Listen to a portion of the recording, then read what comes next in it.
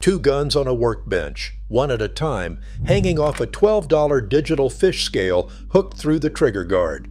First one's a 1970s 12-gauge gas gun. Receiver worn silver at the corners, checkering rubbed smooth as a river rock. Factory pad gone hard as a hockey puck. Scale reads 7 pounds, 11 ounces. Second one's the 20-gauge that replaced it. Tag still zip-tied on, 6 pounds, 2 ounces. The man who made that trade is 68, retired lineman, reverse shoulder replacement on the right side. He isn't stupid. He got sold a story. A 20 is the senior gauge. Everybody knows that. And then he loaded 3-inch duck loads into it and got hit harder than he'd been hit in 40 years. Here's what runs this whole thing. The gun does not know how old you are. Number 1 on my list is free. It weighs more, not less. Don't skip ahead. Number 7 is where the math turns on you. One test and it doesn't move for the rest of this video. Does it put less energy into your shoulder, or does it just put a smaller number on the box? And can you still afford to shoot it enough to stay good? Both halves. Fail either one and it doesn't pass, no matter how clever it is.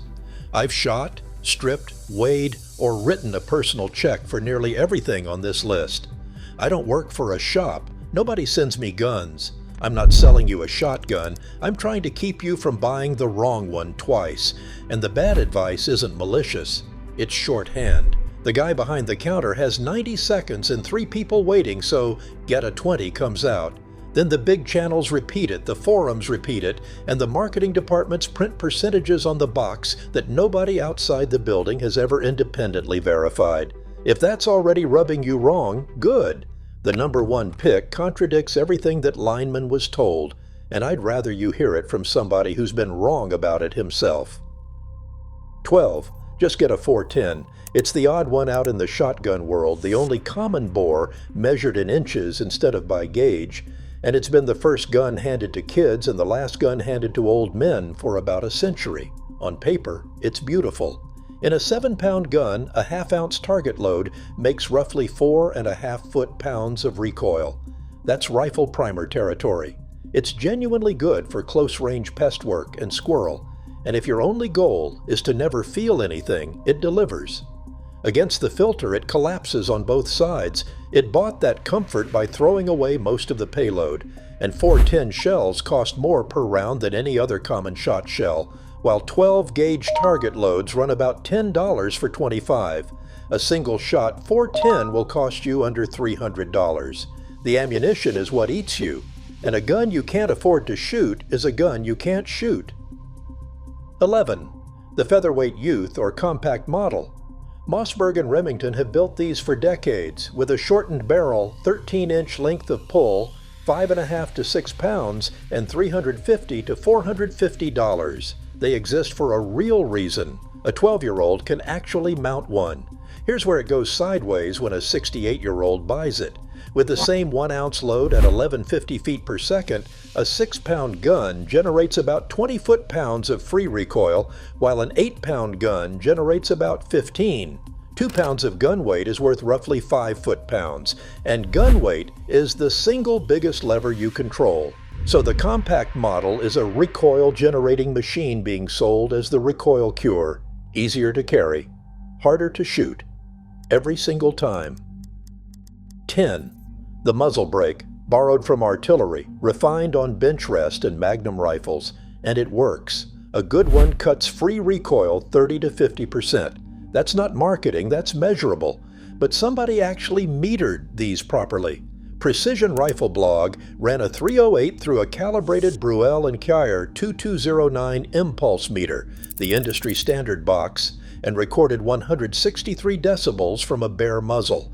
From behind the rifle at the shooter's position, most breaks came in about twice as loud as no break at all, with a 9 decibel spread between models.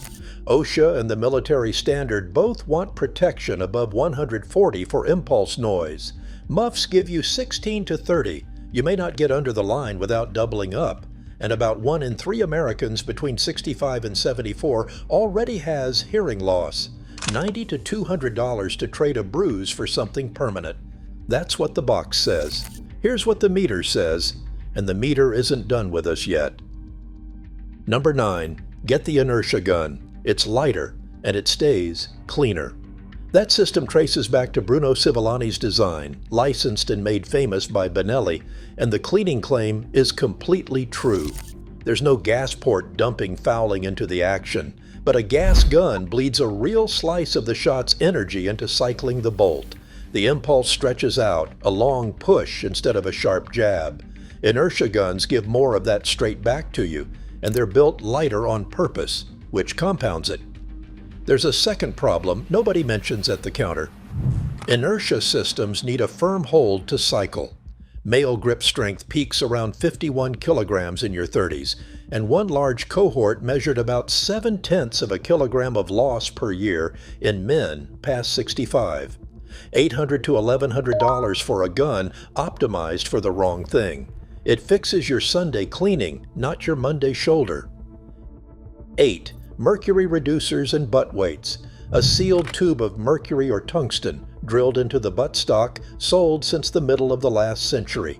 $50 to $90, adds a half pound to a pound. This one's honest, but oversold. The physics is real, weight is exactly the right lever, and we just established a pound matters. The problem is it's a half measure priced like a solution, and it puts the mass at the very back of the gun, which changes your balance and your swing.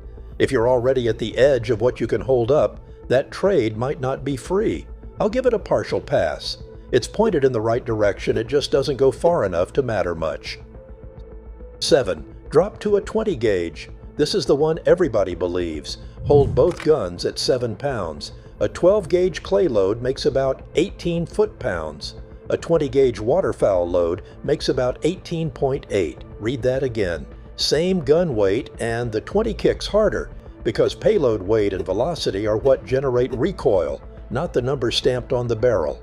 Match the payload, match the velocity, match the gun weight, and a 20 gauge and a 12 gauge recoil almost identically.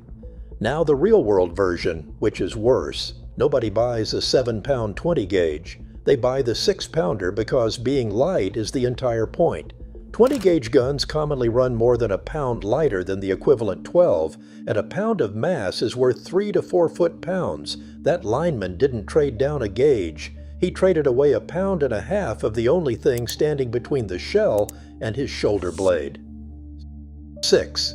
The slip-on recoil pad. Limsaver's been making these out of their vibration-damping material since 1991, $17 to $47, and it slides over your existing stock in about 4 seconds. The material genuinely works. I've felt the difference. The catch is printed right on the package and nobody reads it. It adds a full inch to your length of pull. If your stock already fit, you just broke it. Now the gun mounts long, the butt hangs up on your coat every time you bring it up, and the recoil that does come through arrives on a shoulder that isn't square behind it. Half pass. Great material, wrong delivery method, and we'll come back to why that inch matters so much. Number 5. The hydraulic recoil reduction stock. Beretta's kickoff system is the big one, with actual pistons and hydraulic dampers buried in the buttstock, engineered to kill the second recoil peak when the bolt slams home. The A400 Solo launched at $1549, claiming up to 40%. The Extreme Plus sits at $2249. The AX800 Suprema, 7.5 pounds with a 3.5-inch chamber, runs $2499 and claims up to 70%. Those percentages come from the people selling the stock. One reviewer put it plainly, there is only so much any stock can do with a 3.5-inch turkey load. The hardware is real. I've shot it. It fails the second half of my filter hard. $2,500 is 14,000 rounds of practice ammo you didn't buy. Number 4. Switch cartridges.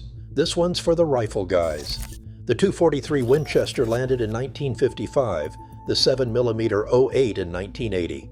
The 6.5 Creedmoor came out of Hornady in 2007, and Winchester gave the straight wall states the .350 Legend in 2019.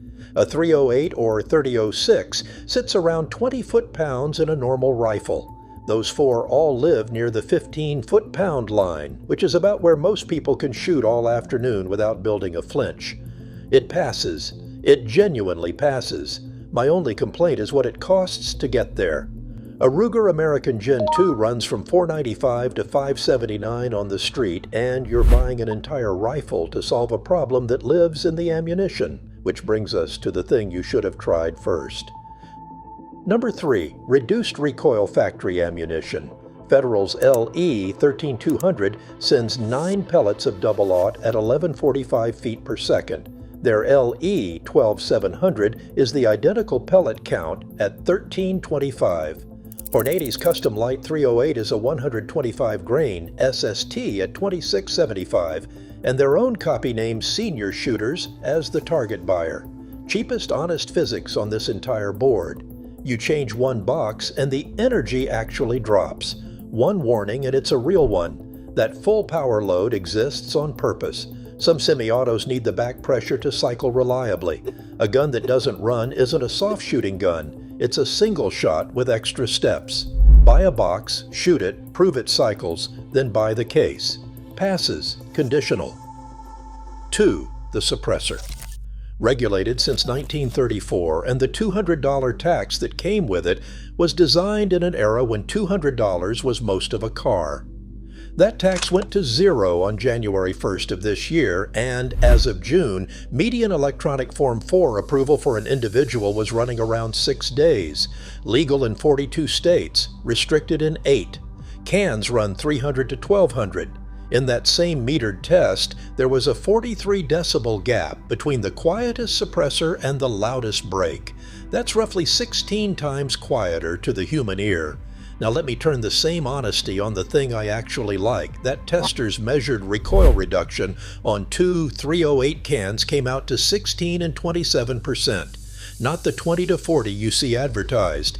And for a shotgun specifically, the Salvo 12 is real, and it's hearing safe at 136.8 decibels, but it's 6 to 12 inches long, 19 to 34 ounces, mounts on choke-specific adapters, and won't run rifled slugs or flight control wads. For a rifle, it's the best answer on this list.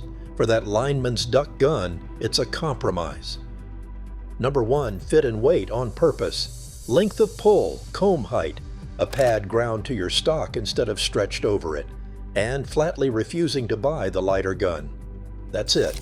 A gunsmith will fit a pad properly for $60 to $120, and adjusting where the gun sits on your shoulder costs nothing at all. Here's why it beats everything above it. Somewhere between 15 and 27% of people in their 60s and 70s are walking around with a full thickness rotator cuff tear, and about 2/3 of them don't know it. Your shoulder isn't the shoulder that stock was cut for. A gun that mounts an inch long puts the recoil into soft tissue instead of bone, and no hydraulic piston on earth fixes that. If I could keep one, it'd be a used gas gun, $400 to $700, 12 gauge, 7.5 pounds or better, fitted properly, running 7/8 ounce loads that cost me $10 a box. The rifle gets the can. The shotgun gets the weight.